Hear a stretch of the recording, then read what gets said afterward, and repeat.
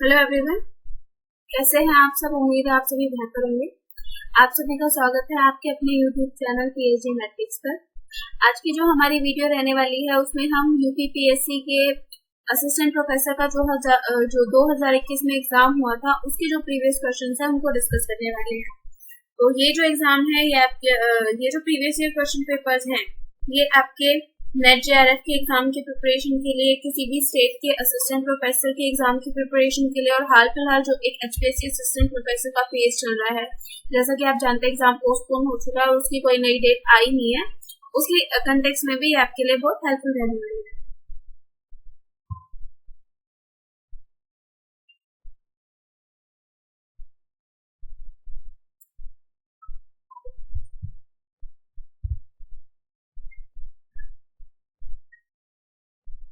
तो इस question paper का मैंने आपकी हेल्प के लिए बाइफरकेशन भी कर दिया है। तो इसके जो शुरू के जो स्टार्टिंग के क्वेश्चन रहने वाले हैं वो आपकी अकाउंटिंग सब्जेक्ट से रिलेटेड हैं। ओके, तो देखिए जो फर्स्ट क्वेश्चन इसमें आता है, with reference to angle of incidence which of the following statement is correct?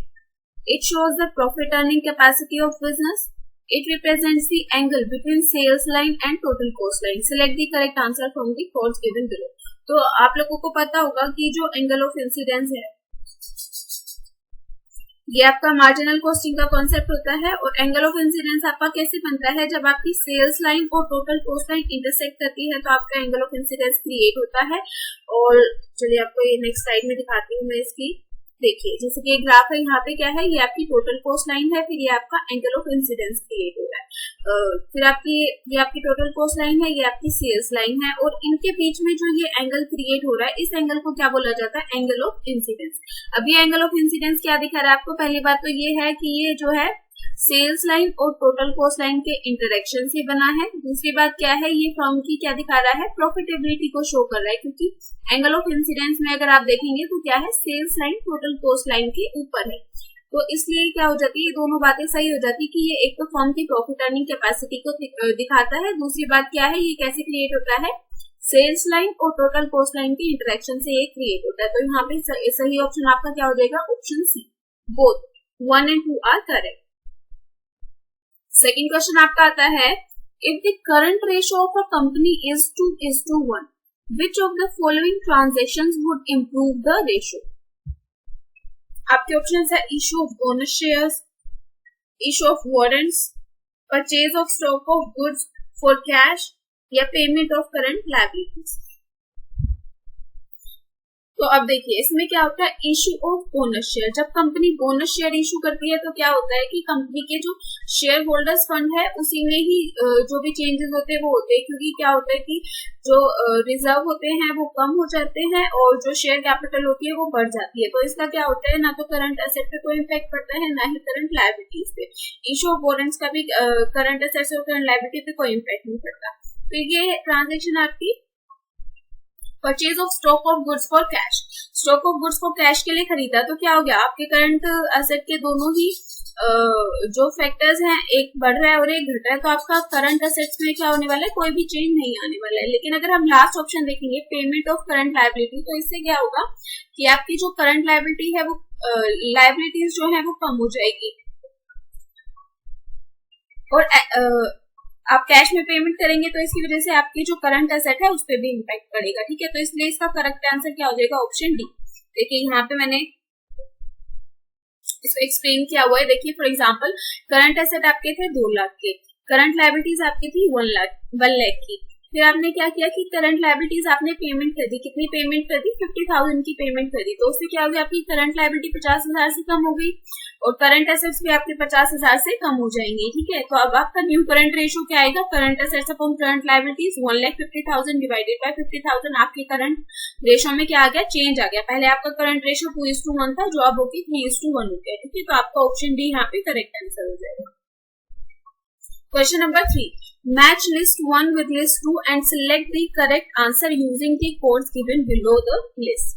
ठीक है, तो यहाँ पे लिस्ट 1 और लिस्ट 2 है। देखिए ये मतलब आपको मैचिंग का क्वेश्चन सोल्व करना है। ठीक है, तो मैं डायरेक्टली आपको यहाँ पे सोल्व करा देती हूँ। अगर आप लोग खुद आंसर करना चाहते हैं तो आप वीडियो को पॉज करके कर सकते हैं। तो देखिए जो फर्म का फाइनेंशियल लीवरेज होता है वो क्या शो करता है, फर्म के रिस्क को शो करता है।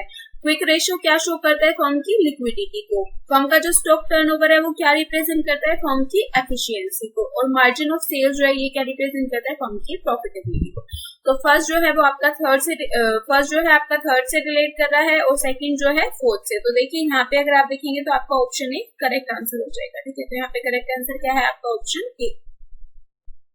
अब जो इसमें क्वेश्चन दिया है वो आपके इकोनॉमिक्स की फील्ड में आते हैं।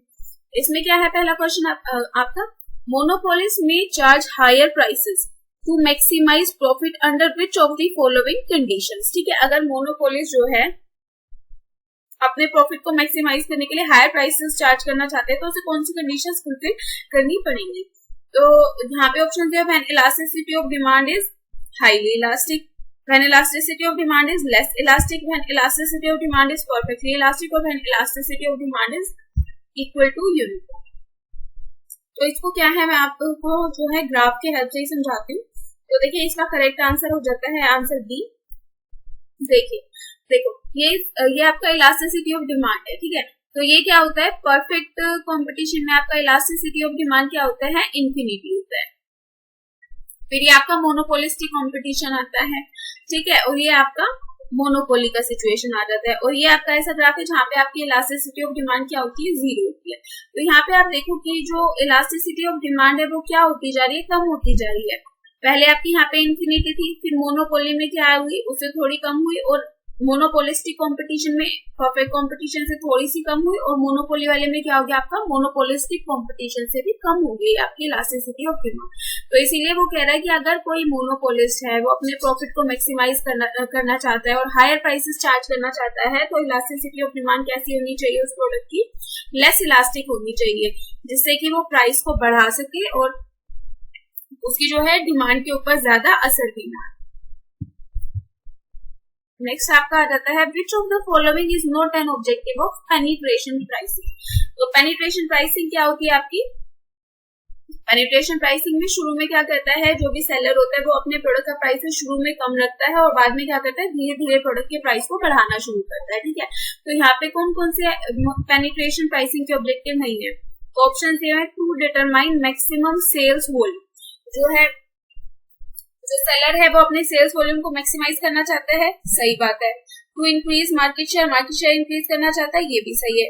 कस्टमर्स को अट्रैक्ट करना चाहता है, ये भी सही है। To maximize short term profits, अगर आप देखो तो शॉर्ट टर्म में वो क्या हो रहा है, अपने प्राइसेस को कम रख रहा है। अगर वो प्राइसेस को कम रखेगा तो क्या उसको शॉर्ट टर्म में प्रॉफिट होगा, नहीं होगा। वो क्या करना चाहे, दूसरी बात क्या है, उसका ऑब्जेक्टिव भी क्या होता है कि वो लॉन्ग टर्म में क्या करे, लॉन्ग टर्म के लिए कस्टमर्स को अट्रैक्ट कर सके, रिटेन कर सके। ठीक है, तो यहाँ पे ऑप्शन डी आपका करेक्ट आंसर हो जाएगा।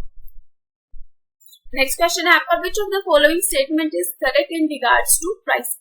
प्राइसिंग की कंटेक्स्ट में कौन कौन सी स्टेटमेंट करेक्ट है। Price skimming relies on high upfront price to maximize short term profit. जो आपकी स्कीमिंग प्राइसिंग पॉलिसी होती है उसमें क्या होता है कि शॉर्ट टर्म प्रॉफिट को मैक्सिमाइज करने के लिए हाई प्राइस रखे जाते हैं, बिल्कुल सही बात है। फिर आपका होता है penetration price relies on low upfront price to attract customers. Penetration pricing में आप जो है कस्टमर्स को अट्रैक्ट करने के लिए प्राइसेस को लो रखते हो, तो ये बात भी आपकी बिल्कुल सही है। तो आपके करेक्ट आंसर में क्या हो जाएगी कि दोनों ही स्टेटमेंट्स आपकी सही है।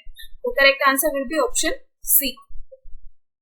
7th क्वेश्चन आपका दिया हुआ है, which of the following is correct in regard to imperfect competition. Imperfect competition के लिए कंटेक्स्ट में कौन सी बात सही बैठती है। तो पहला ऑप्शन आपको दिया हुआ है, average revenue curve is horizontal straight line parallel to X axis. B option है, marginal revenue curve is equal to average revenue curve. Marginal revenue curve is higher than average revenue curve. Marginal revenue curve depends upon the elasticity of average revenue curve. तो यहाँ पे अगर आप देखोगे तो इसको मैं आपको यहाँ पे ग्राफ बनाया हुआ है उससे एक्सप्लेन करती हूँ। यहाँ पे आपको क्वेश्चन में पूछा है कि कौन सी स्टेटमेंट करेक्ट है। Average revenue curve is horizontal straight line parallel to X axis. ये किस सिचुएशन में होता है, आपका परफेक्ट कंपटीशन में होता है, तो यहाँ पे ये एप्लीकेबल नहीं है। Marginal revenue curve is equals to average revenue curve, ये भी आपका कहाँ पे होता है, परफेक्ट कंपटीशन में होता है। Marginal revenue curve is higher than average revenue curve, ये वाली सिचुएशन हमने अभी तक डिस्कस करी नहीं है। फिर आप क्या कहती है, marginal revenue curve depends upon the elasticity of average revenue curve. जी हाँ, ऐसा बिल्कुल होता है, क्योंकि आपने कभी भी देखा होगा कि एवरेज रेवेन्यू कर्व होता है, उसके अकॉर्डिंग ही क्या होता है, मार्जिनल रेवेन्यू कर्व को हम बनाते हैं और वो एवरेज रेवेन्यू कर्व से नीचे रहता है। तो मार्जिनल रेवेन्यू कर्व जो होता है वो किस पे डिपेंड करता है, एवरेज रेवेन्यू कर्व की elasticity. Which of the following curve shows the firm's lowest cost per unit at each level of output? ऐसा कौन सा कर्व है जो फर्म के डिफरेंट लेवल ऑफ आउटपुट के लिए फर्म की क्या करता है, लोवेस्ट कॉस्ट पर यूनिट को रिप्रेजेंट करता है। तो ऐसा कौन सा कर्व होता है, long run average cost curve, short run average cost curve, long run marginal cost curve या फिर long run total fix cost curve. तो इसका जो करेक्ट आंसर हो जाता है वो हो जाता है long run average cost curve. अब ये देखिए यहाँ पे जैसे कि ये जो बाहर एनवेलप कर्व दिख रहा है आपको, इसको क्या बोलते हैं, long run average cost curve, और इसके अंदर ये क्या बने हुए छोटे छोटे short run average cost curve है। तो long run average cost curve क्या शो कर रहा है आपको, हर एक डिफरेंट लेवल ऑफ आउटपुट के लिए एक्स एक्सिस पे आपके क्या है, आउटपुट है। डिफरेंट लेवल ऑफ आउटपुट के लिए ये आपको दिखाता है हर एक पॉइंट पे कि मिनिमम जो कॉस्ट है वो कितनी आ सकती है प्रोड्यूसर की, ठीक है। और ये क्या होता है, ये यहाँ पे इसकी कॉस्ट इस पर्टिकुलर लेवल ऑफ आउटपुट पे क्या रहेगी, इसकी कॉस्ट मिनिमम रहेगी। इस long run average cost curve को प्लानिंग कर्व भी बोला जाता है और एनवेलप कर्व भी बोला जाता है। 9th क्वेश्चन आपका आता है average cost curve falls. Average cost curve आपका कब गिरता है, when the marginal cost curve is less than average cost curve, when the average cost curve is less than marginal cost curve, when the average cost curve is equals to marginal cost curve, when the marginal cost curve is greater than average cost curve. इसको भी मैं आपको graph से ही समझा पाती हूँ। देखिए यहाँ पे देखिए आपका क्या है, ये तो हो गया आपका एवरेज कॉस्ट कर्व, फिर ये हो जाता है आपका मार्जिनल कॉस्ट कर्व। उसने बोला है average cost curve falls. Average cost curve आपका कब फॉल कर रहा है, जब आपका मार्जिनल कॉस्ट कर्व क्या है, एवरेज कॉस्ट कर्व से कम है। जैसे ही आपका marginal cost curve average cost curve से बढ़ता है तो क्या होता है, आपका एवरेज कॉस्ट कर्व धीरे धीरे धीरे धीरे बढ़ना शुरू कर देता है, ठीक है। तो इस क्वेश्चन के कंटेक्स्ट में भी ऑप्शन ए सिर्फ सही है, बाकी ऑप्शन गलत। Question number 10. The behavior of average total cost curve is jointly determined by. तो जो आपका एवरेज टोटल कॉस्ट कर्व का जो बिहेवियर है वो किस पे डिपेंड करता है। सबसे पहले बताइए एवरेज टोटल कॉस्ट कर्व जो है वो किस कॉम्बिनेशन से बनता है, average fixed cost plus average variable cost, ये दोनों मिलकर आपकी क्या बनाती है, एवरेज टोटल कॉस्ट, ठीक है। तो जो आपका एवरेज टोटल कॉस्ट कर्व होगा वो भी फिर किस पे डिपेंड करेगा, एवरेज फिक्स्ड कॉस्ट पे और एवरेज वेरिएबल कॉस्ट पे। तो इस क्वेश्चन का करेक्ट आंसर आपका हो जाएगा ऑप्शन ए। आज की वीडियो में बस इतना ही। नेक्स्ट जो हम वीडियो बनाएंगे उसमें हम और जो आगे के इसकी PYQs है वो डिस्कस करेंगे। उसमें जो आप टॉपिक शुरू होने वाला आपका रहेगा वो बिजनेस फाइनेंस से रिलेटेड क्वेश्चंस आएगा। आज की वीडियो के लिए बस इतना ही। Thank you for watching the video. अगर आपको ये वीडियो पसंद आती है, कंटेंट हेल्पफुल लगता है, नॉलेजेबल लगता है तो इस वीडियो को प्लीज शेयर करें, सब्सक्राइब करें और लाइक करें। Thank you for watching the video.